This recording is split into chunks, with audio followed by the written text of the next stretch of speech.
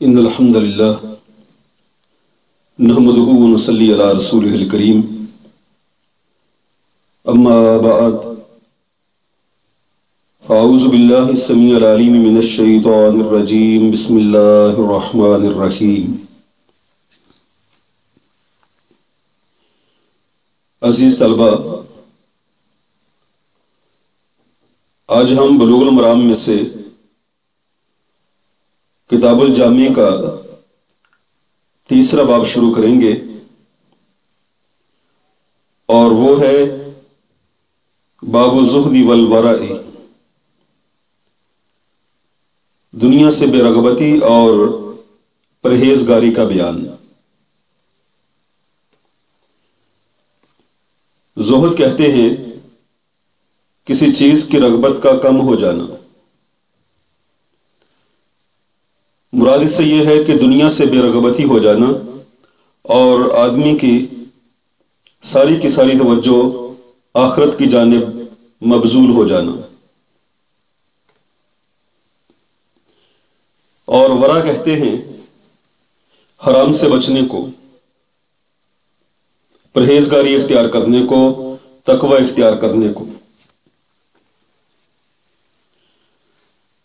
تو اس باب میں ان احادیث کا ذکر ہے جن کے پڑھنے سے بندے کے دل میں دنیا کی بے رغبتی اور اللہ رب العزت کا ڈر، تقوی، پارسائی، پرہیزگاری پیدا ہوتی ہے۔ آئیے اس باب کی پہلی حدیث کی جانب۔ عن النعمان بن بشیر رضی اللہ عنہما، سیدنا نعمان بن بشیر رضی اللہ عنہما سے روایت ہے، قال، انہوں نے کہا، سمعت رسول اللہ صلی اللہ علیہ وسلم یقول، میں نے رسول اللہ صلی اللہ علیہ وسلم کو فرماتے ہوئے سنا، وَأَهْوَى النُّعْمَانُ بِإِصْبَعَيْهِ إِلَىٰ أُذُنَيْهِ، اور نعمان نے اپنی انگلیاں اپنے کانوں کی طرف اٹھائیں، یعنی یہ کہتے ہوئے کہ میں نے آپ علیہ الصلوۃ والسلام سے سنا۔ چونکہ سنا کانوں سے جاتا ہے، تو یہ کہتے ہوئے کہ میں نے آپ علیہ الصلوۃ والسلام سے سنا، سیدنا نعمان بن بشیر رضی اللہ عنہ نے اپنی انگلیوں کو اپنے کانوں کی طرف اٹھا کے یہ بتایا کہ اپنے ان دونوں کانوں سے سنا۔ یعنی وہ حدیث مبارک ہے کہ میں نے آپ علیہ الصلوۃ والسلام کی موجودگی میں آپ علیہ الصلوۃ والسلام کے پاس بیٹھ کر سنی ہے۔ وَأَهْوَى النُّعْمَانُ، اور جھکایا نعمان نے، بِإِصْبَعَيْهِ، اپنی انگلیوں کو، إِلَىٰ أُذُنَيْهِ، اپنے دونوں کانوں کی طرف۔ آگے حدیث کا متن ہے کہ آپ علیہ السلام نے ارشاد فرمایا، ان الحلال بین، بلا شبہ حلال واضح ہے، والحرام بین، اور حرام واضح ہے، وبینہما، اور ان دونوں کے درمیان، یعنی حلال اور حرام کے درمیان، مشتبہات، کچھ شبہ والی چیزیں ہیں، لا یعلمہن، نہیں جانتے جنہیں، کثیر من الناس، لوگوں میں سے بہت سارے افراد، فمن اتقى الشبہات، پس جو بچ گیا شبہات سے، جو بچ گیا شبہ والی چیزوں سے، فقد استبرأ لدینہ وعرضہ، تو تحقیق اس نے بچا لیا اپنے دین کو اور اپنی عزت کو۔ ومن وقع فی الشبہات، اور جو داخل ہو گیا، جو جا پڑا شبہات میں، یعنی شبہ والی چیزوں میں، وقع فی الحرام، وہ حرام میں واقع ہو گیا، وہ حرام میں داخل ہو گیا، وہ حرام میں جا پڑا۔ کررائی، جیسا کہ ایک چرواہا ہوتا ہے، یرعا، جو چراتا ہے، حول الحما، چراگاہ کے گردا گرد۔ یوشکو، قریب ہے کہ ان یقع فیہ، کہ وہ اس میں جا پڑے۔ یوشکو ان یقع فیہ، قریب ہے کہ وہ اس میں واقع ہو جائے، وہ اس میں داخل ہو جائے، اس میں جا پڑے۔ الا، خبردار، تنبیہ کا کلمہ ہے، اس کے کئی معنی کیے جا سکتے ہیں۔ خبردار، یاد رکھو۔ وَإِنَّ فِي الْجَسَدِ مُضْغَةً، اور بلا شبہ جسم میں ایک ٹکڑا ہے۔ مضغہ کہتے ہیں گوشت کے ٹکڑے کو، اور بلا شبہ جسم میں گوشت کا ایک ٹکڑا ہے۔ اذا صلحت، جب وہ درست ہو جاتا ہے، صلح الجسد کلہ، تو درست ہو جاتا ہے سارے کا سارا جسم۔ وَإِذَا فَسَدَتْ، اور جب وہ بگڑ جاتا ہے، فَسَدَ الْجَسَدُ كُلُّهُ، تو بگڑ جاتا ہے اس کا سارا جسم۔ الا، خبردار، آگاہ ہو جاؤ۔ وَهِيَ الْقَلْبُ، اور وہ دل ہے۔ متفق علیہ، بخاری مسلم کا اس پر اتفاق ہے۔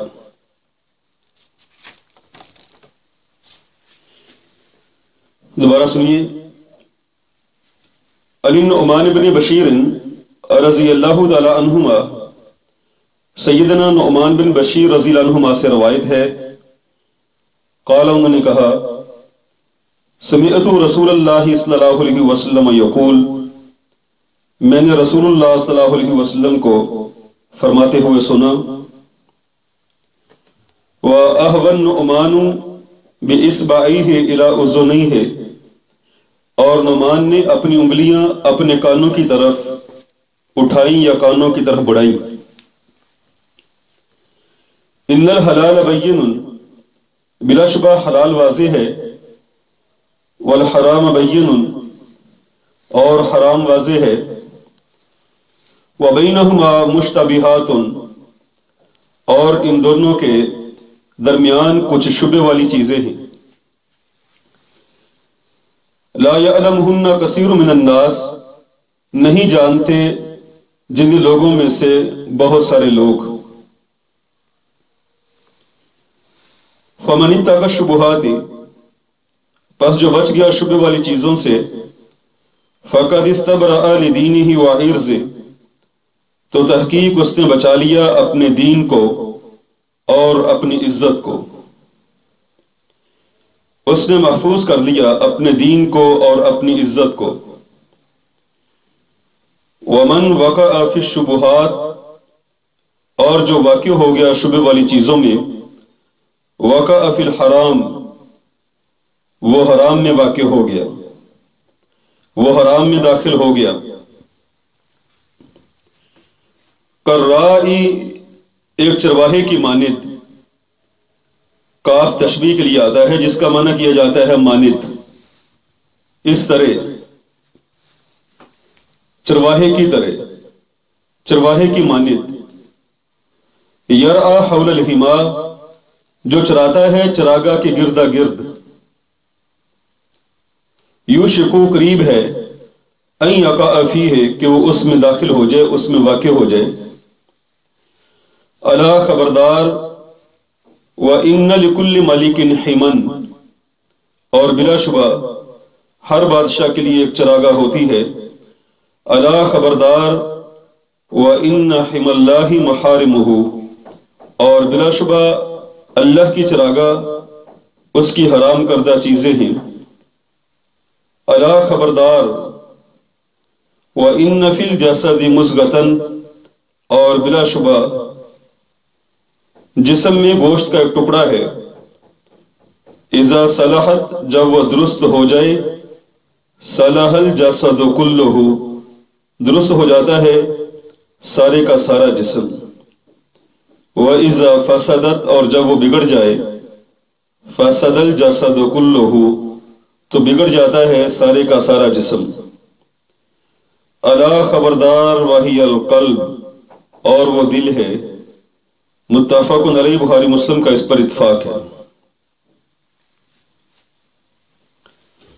یہ حدیث مبارک اپنے مضمون کے اعتبار سے بڑی جامع ہے. جیسا کہ پیچھے ایک حدیث کی وضاحت میں یہ گزرا تھا کہ امام ابو داود رحمہ اللہ نے اپنی سنن کے اندر سنن ابی داود میں حدیثوں کی ایک بڑی تعداد نقل کرنے کے بعد یہ لکھا ہے کہ میں اس نتیجہ پر پہنچا ہوں اگر 4 حدیثوں پر عمل کر لیا جائے تو بندے کی نجات کے لیے کافی ہے. کسی کو یاد ہے کہ پیچھے ان 4 حدیثوں میں سے ایک حدیث میں نے بیان کی تھی؟ کون سی حدیث ہے؟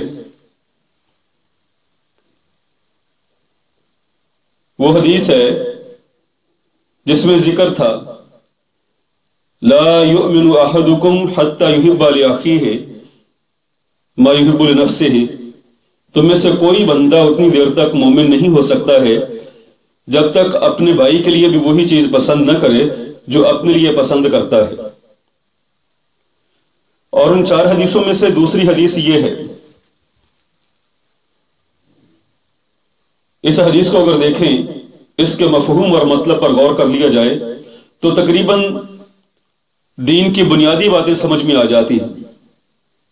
اور اس میں بیان کیا گیا ہے کہ تقوی پر عمل کرنا تو بہت ہی آسان ہے، تقوی کو سمجھنا آسان ہے، اور اگر اس پر عمل کیا جائے تو عمل کرنے میں یہ حدیث معاملے کو بہت آسان بنا دیتی ہے.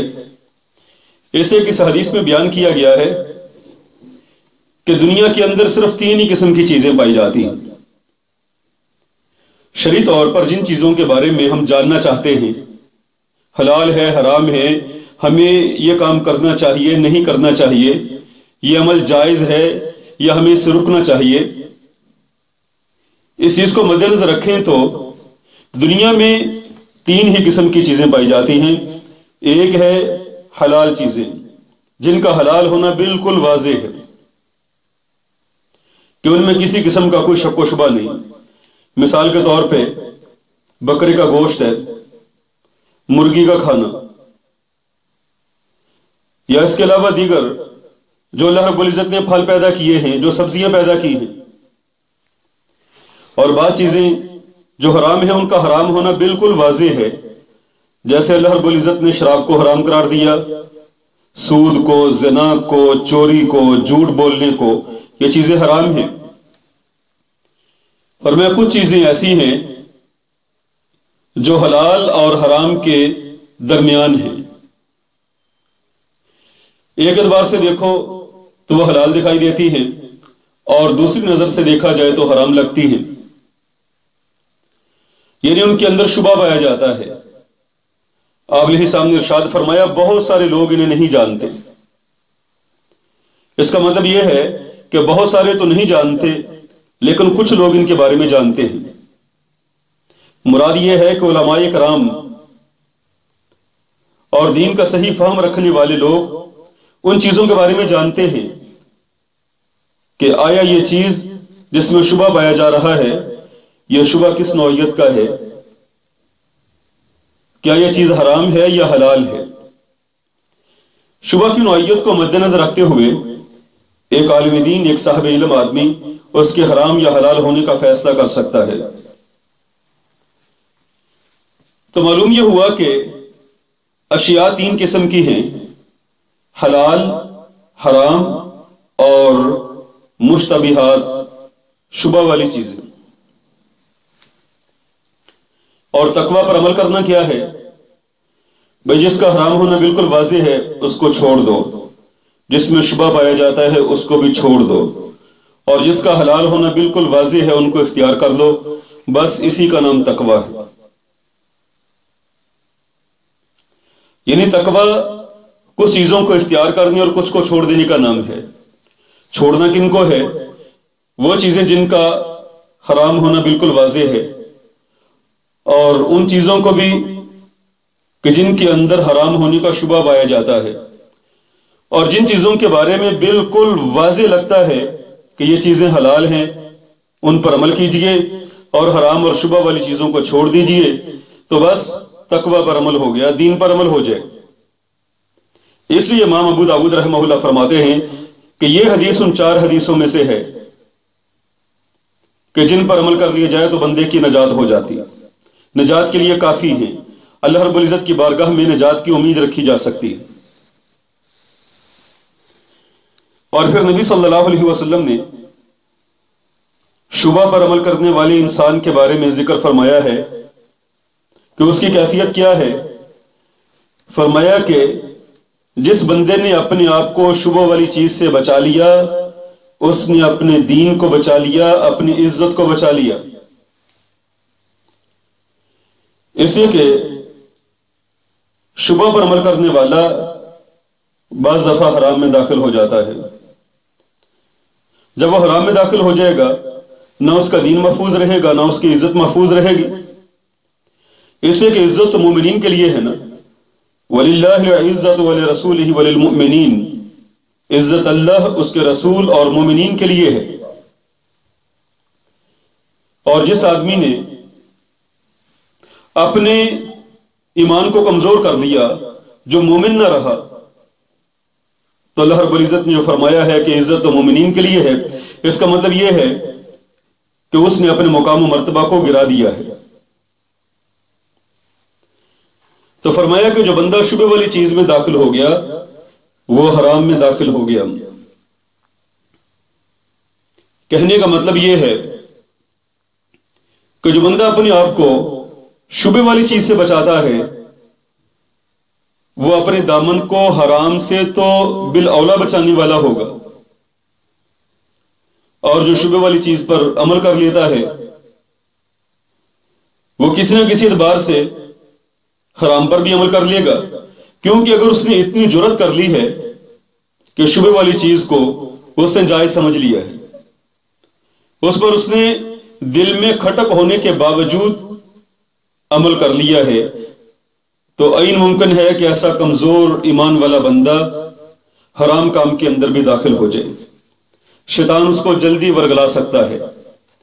پھر نبی علیہ الصلوۃ والسلام نے مثال دے کے سمجھایا ہے کہ شبہ پر عمل کرنے والے کی مثال ایسے ہی سمجھو جیسے ایک چرواہا اپنی بکریوں کو لے کر کسی کھیت کے گردا گرد جو باڑ لگی ہے، اس باڑ کے ساتھ ساتھ چراتا ہے۔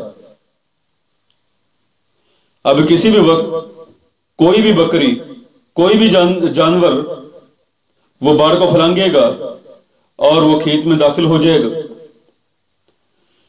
تو شبہ پر عمل کرنے والا بھی در حقیقت گناہ کے قریب قریب اپنے آپ کو لے جاتا ہے۔ شبہ پر عمل کرنے والا بندہ گناہ کے بالکل قریب چل رہا ہے، اور ہو سکتا ہے کہ کسی بھی وقت اس کا پاؤں پھسل جائے اور وہ حرام چیز میں داخل ہو جائے، حرام کام کا ارتکاب کر بیٹھے۔ آپ علیہ الصلوۃ والسلام نے آگے ایک بڑا ہی جامع جملہ ارشاد فرمایا ہے۔ آپ نے فرمایا، لوگوں آگاہ ہو جاؤ، انسانی جسم کے اندر گوشت کا ایک ٹکڑا ہے، جب وہ درست ہو گیا تو سمجھ لو کہ سارے کا سارا جسم درست ہو گیا، اگر وہ بگڑ گیا تو سارا جسم ہی بگڑ جائے گا۔ آپ علیہ الصلوۃ والسلام نے فرمایا کہ یہ انسان کا دل ہے، یعنی دل کو جسم کے اندر مرکزی حیثیت حاصل ہے۔ اسی لیے قرآن حکیم میں یہ درس دیا گیا ہے کہ اپنے دل کو اللہ کے ذکر سے آباد کرنا چاہیے، اس لیے کہ جس دل میں اللہ کا ذکر ہے، اللہ کا ڈر ہے، اللہ کا خوف ہے، اس دل سے وہی خیالات دماغ کو منتقل ہوں گے، اور وہی خیالات اس کو نیک اعمال کی طرف لے چلیں گے۔ اور اگر دل بگڑ جاتا ہے، وہی خیالات دماغ میں آتے ہیں، اور دماغ ان غلط خیالات کے پیچھے انسان کو چلاتے ہوئے حرام کاموں کی طرف، جرائم کی طرف لے چلتا ہے۔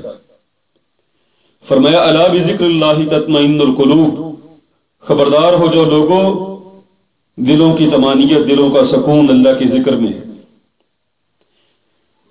تو جب دل کو اللہ کے ذکر سے آباد کیا جاتا ہے، دل میں اللہ کا ڈر، اللہ کا خوف اور تقوی آ جاتا ہے، تو تب بندہ حرام سے بھی بچتا ہے اور شبہ والی چیز سے بھی بچتا ہے۔ آئیے اگلی حدیث۔ وعن ابی ہریرہ رضی اللہ عنہ قال، سیدنا ابو ہریرہ رضی اللہ عنہ سے روایت ہے، انہوں نے کہا قال رسول اللہ صلی اللہ علیہ وسلم، رسول اللہ صلی اللہ علیہ وسلم نے ارشاد فرمایا، تعیس عبد الدینار والدرہم والقطیفہ، ہلاک ہو گیا دینار کا بندہ، درہم کا بندہ، چادر کا بندہ۔ اس کا معنی در حقیقت غلام کیا جاتا ہے۔ تعیسہ ہلاک ہو گیا، عبد الدیناری دینار کا غلام، و درہمی اور درہم کا غلام، والقطیفاتی اور چادر کا غلام۔ ان اعطیا اگر اسے دیا جائے، راضیہ وہ راضی ہو جاتا ہے، یا ماضی میں ترجمہ تو اگر اسے دیا گیا تو وہ راضی ہو گیا، وَإِن لَمْ يُعْطَ اور اگر اسے نہ دیا گیا، لم یرضا تو وہ راضی نہیں ہوا۔ اخرجہ البخاری، اسے بخاری نے نقل کیا ہے۔ عن ابی ہریرہ رضی اللہ عنہ قال، سیدنا ابو ہریرہ رضی اللہ عنہ سے روایت ہے، انہوں نے کہا قال رسول اللہ صلی اللہ علیہ وسلم، رسول اللہ صلی اللہ علیہ وسلم نے ارشاد فرمایا، تعیس عبد الدینار والدرہم، ہلاک ہو گیا دینار کا غلام، درہم کا غلام، والقطیفہ اور چادر کا غلام۔ ان اعطیا اگر اسے دیا گیا، راضیہ وہ راضی ہو گیا، وَإِن لَمْ يُعْطَ اور اگر اسے نہ دیا گیا، لم یرضا وہ راضی نہیں ہوا۔ اخرجہ البخاری، اسے بخاری نے نقل کیا ہے۔ تعیسہ سمیہ کے وزن پر ہلاک ہو جانا، تباہ ہو جانا، برباد ہو جانا، پھسل کے گر جانا، یہ سارے ہی معنی اس کے کیے جاتے ہیں۔ اور القطیفہ یہ چادر کو کہتے ہیں، ایسی چادر جس کے اطراف میں حاشیہ ہو یا جس کو جالر لگی ہوئی ہو۔ تو اس حدیث مبارک میں دینار، درہم اور چادر کا ذکر بطور مثال کے کیا ہے، لیکن چونکہ یہ تینوں چیزیں دینار، درہم، چادر یہ دنیا کا ساز و سامان، دنیا کا مال و متاع ہے، تو در حقیقت یہاں کہا یہ جا رہا ہے کہ دنیا کے پیچھے مارا مارا پھرنے والا بندہ جو دنیا کا غلام بن جاتا ہے، تعیس عبد ہلاک ہو گیا وہ غلام، عبد الدیناری دینار کا غلام، یعنی جو مال و زر کا غلام بن گیا، جس نے اپنے آپ کو دنیا کا غلام بنا لیا، کہ وہ آدمی دنیا کی طلب میں اس مقام پر جا پہنچا ہے کہ دنیا کی چیزیں اس کے مالک کی طرح اسے ہر طرف لیے پھرتی ہیں، انہیں حاصل کرنے کے لیے وہ ہر ذلت برداشت کرنے کے لیے تیار ہے۔ جس طرح غلام مالک کا ہر حکم مانتا ہے اور اس کی خوشی اور ناخوشی بھی اسی کے ارد گرد گھومتی ہے کہ اس کی پسندیدہ دنیا کی چیز سے ملتی ہے یا نہیں، اس نے اپنے مالک کو خوش رکھنا ہے۔